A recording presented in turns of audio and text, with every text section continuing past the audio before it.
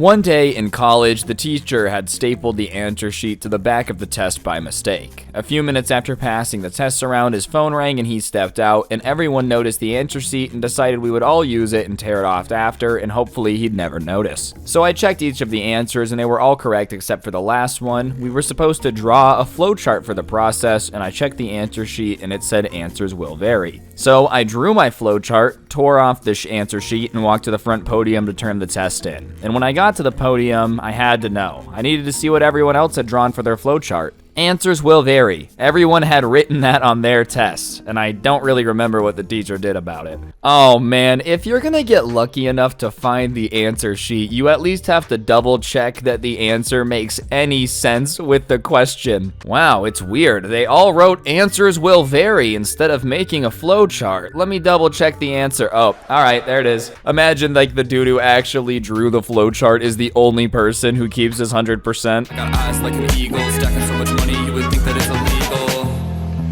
I'm getting quiet now, laying low when you reach, so I'm wiping down, making out, stack the... Alright, what's going on, guys? It's your boy Scrubby here, back again with another video. Hope you guys are having a great day. I know I am. The videos that have been doing the absolute best recently have been these Reddit videos. So today I've got a Reddit thread for y'all that was basically asking people to share the funniest story that they had. I figured it would be entertaining, probably have us giggling a little bit. So yeah, without further ado, let's get into it. Press the like button, otherwise you'll get cursed by a witch.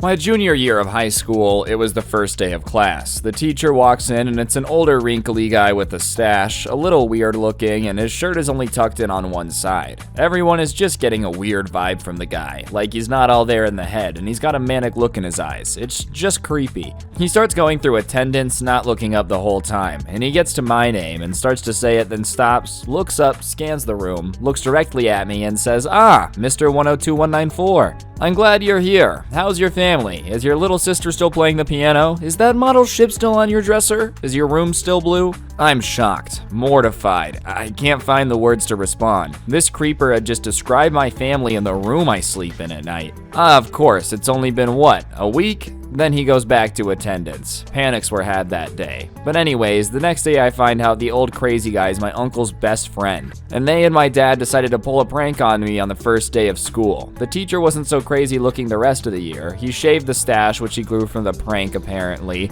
dressed better, and stopped making his eye twitch. I have to admit, it was a good prank, even if I was terrified of being murdered for a day or two. That's some commitment, dude, and that's a good one. You never expect a teacher you don't know to be in on a prank to make you feel like someone's been creeping on you, dog. Next thing you know, in the next Zoom class, they're gonna be like, "Ah, is your mom still wearing the purple shirt she was earlier?" No, my worst fear of being an Xbox gamer came true. My teacher is with my mother.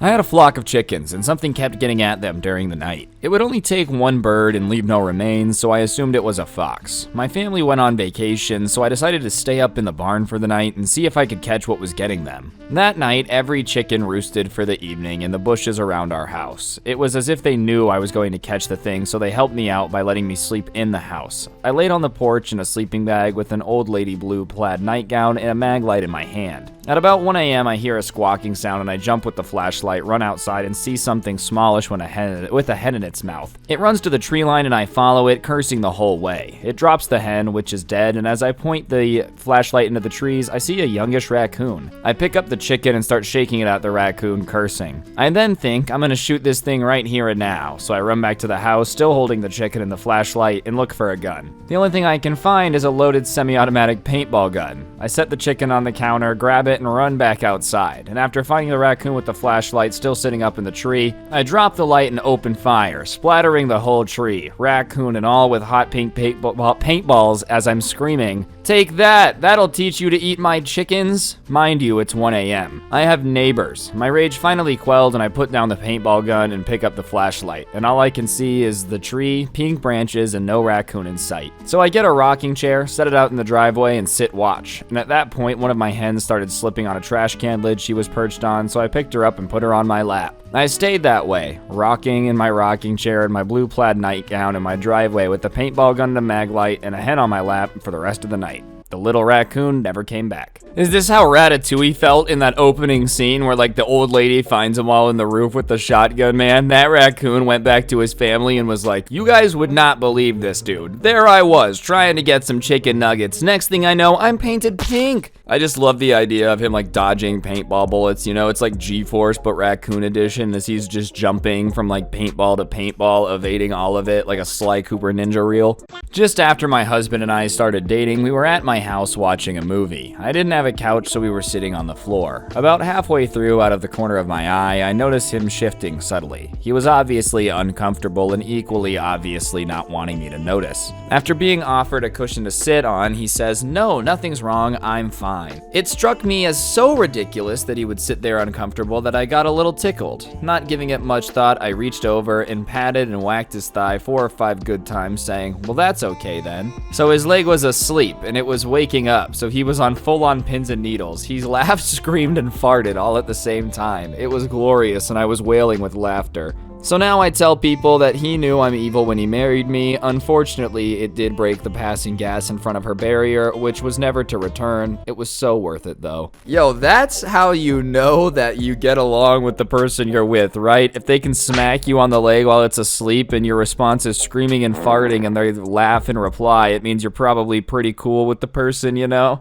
All in all, though, having somebody smack an appendage that is asleep sounds absolutely dreadful. I don't know if I could gas on command like this guy, you know, he had a skunk defense reaction. I just try to treat my buns like a loaded weapon and avoid keeping one in the chamber.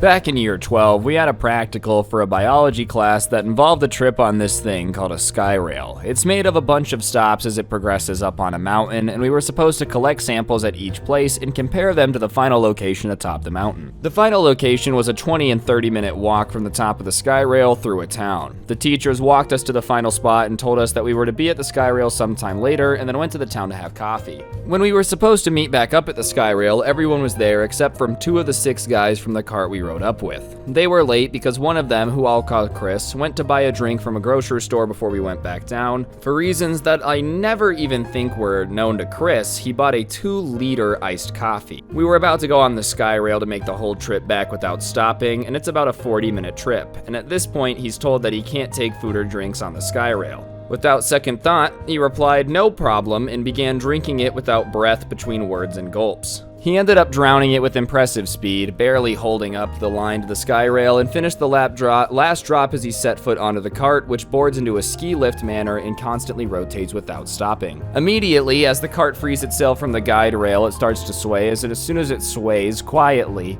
a man who's nearly as quiet as someone on his deathbed states with fear, "I shouldn't have drank that milk." In unison, the other 5 of us, what seemed to be a smaller cart, replied, "You're effed."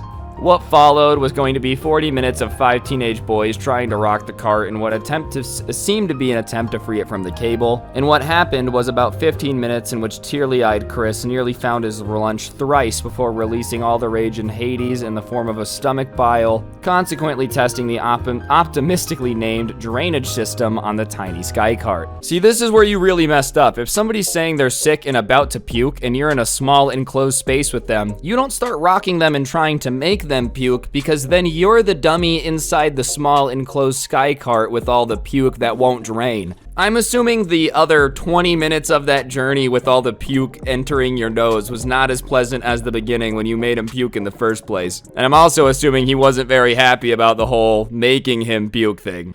My friend, his parents, and I all went out to eat for his dad's birthday a few months ago, and me and my friend finished our food early, so his mom gave us $10 and a milk coupon to run to the Meijer and pick up a shower mirror and a gallon of milk. This Meijer was unfamiliar to us, so we ended up wandering around for a while to find our stuff, and my friend tells me that he has to use the bathroom, so he ends up running off, and I finished up looking for the stuff we needed. 10 minutes have passed, and I was standing near the self-checkout waiting for him to show up when he finally walks up behind me, and I noticed he seemed a bit nervous. The first things he says is, "Hey, so we're bros, right?" And I said, "Yeah, I guess so, why?" And he looked me dead in the eyes and said, "I just crap myself, dude." At first I thought it was a joke, and then he pulled his hand from his pocket, revealing a crap-covered $10 bill, coupon, and palm. He says, "Dude, I couldn't find the bathroom and it just slipped out." When I asked what he did with the crap, he looked around and made sure nobody else was listening. "I threw it on a shelf and ran." This was the icing on my cake to my hysterical laughter dead center in Meyer. He left to go clean up while I delicately handled the non-crap covered side of the money, and we left to go find his parents waiting outside, pissed off we were so late. When we came up short on change to his mom and asked why we didn't use the coupon, he pulled it out of his pocket and said, "I don't know how exactly to tell you this, but..." And before he could finish, she interrupted and got angry with, "You lost the coupon, didn't you? This is why I can't trust you to do things for me." He slid the poo-slathered coupon back in his pocket and muttered, "Oh yeah, I lost it," with relief, and I couldn't contain my giggling the whole way home. He was actually terrified he'd ends up on the news or something. Imagine being the poor worker in the mire that had to be walking up and down the aisle and found human feces just on a shelf, or sitting on a shelf, I guess, whatever, that was a Freudian slip. Seriously though, like, what do you do in that situation? It's not like you're ever prepared at this job to actually have to pick up human feces. And a better question is, why did this dude decide to pick it out with his hand and put it on a shelf? I feel like the best course of action is to waddle to the bathroom so that way you don't have to smear poop all over the money you have in your pocket, weirdo. When I was 4, my parents' car trip from Edmonton to Vancouver, and being an idiot, my dad declined to make reservations at any hotels. We get halfway and my mom wants to stop for the night in Banff, and every single room is booked except for the fancy-smancy Banff Springs Fairmont Hotel, which is so beautiful it hurts the eyes. My dad, being a cheapskate, tried to convince my mom to sleep in the car, but she was not into that plan whatsoever. Not with 2 children, both of whom recovering from the sniffles. So we get up to the room and it's fine and dandy, and check-in person mentions a pool, and being 4, my eyes light up like a Christmas tree. Mom takes us up to the room to get changed because I will not be swayed. I will go swimming, cold or not. We get back in the elevator to return to the lobby, and the pool is on the ground floor across the entrance. I take off running, super psyched for swimming, and Mom just sees the switch go off. I suddenly need to blow my nose. I stop, look around, and I'm wearing my bathing suit, so nothing to blow my nose on there. And even as she sprints forward, towel in hand, I get down on all 4s, grab 2 handfuls of their Persian rug, and give her. The lobby is dead silent, and the massive bus of Japanese tourists at the hotel counter turn in horror. I get up and continue on my merry way to the pool, and my mom is left with angry hotel employees looking at a puddle of my snot. Listen, man, it's not his fault that you guys put your Persian rug there. If you had to blow your nose at 4 years old and look down, you probably would have done the same thing. My better question is why 4-year-old him decided that blowing, like, his nose in the rug was the best decision, man. I don't know, I've never looked at a rug and been like, now that's a Kleenex. The hotel lobby people, this rug costs $40,000. Yeah, that's crazy. Now it's a $40,000 Kleenex. You're welcome. I'm making art for you.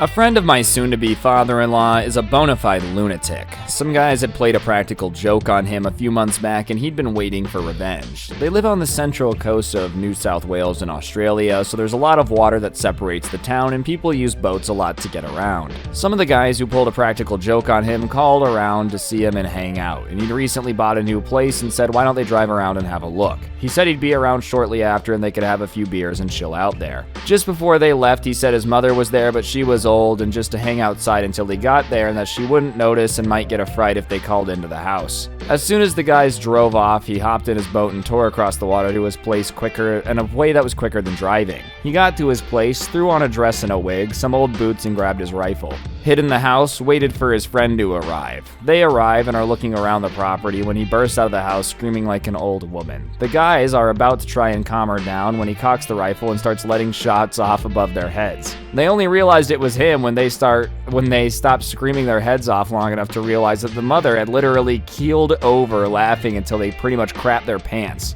2 of the guys had literally ran home. He said it took them about an hour to get over the fright, and needless to say, they never pulled a practical joke on him again. These guys used to work on a building site, and their boss was really predictable, and every day like clockwork would go to the same portaloo and have a crap. They started hooking the seat up to a battery, and he started getting a shock when he sat down. He stopped going to the portaloo and started going to the spot in some woods nearby.